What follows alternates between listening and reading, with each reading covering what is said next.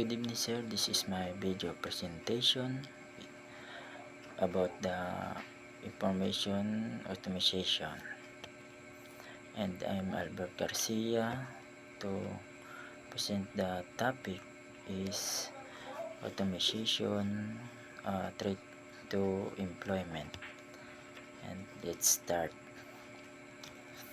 Automation is a potent force that has the capacity to both generate and estimated job.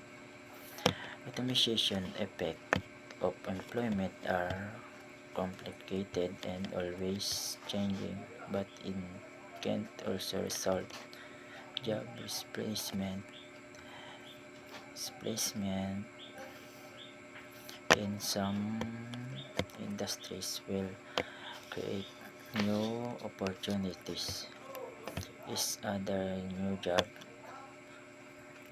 will be generated while some job will be destroyed. The secret to making this shift to concentrate on honing our abilities like technology, data analysis, and problem solving that highly value in the automated workplace. This will enable people to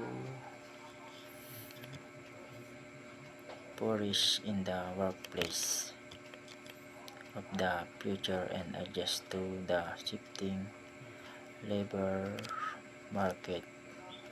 And thank you.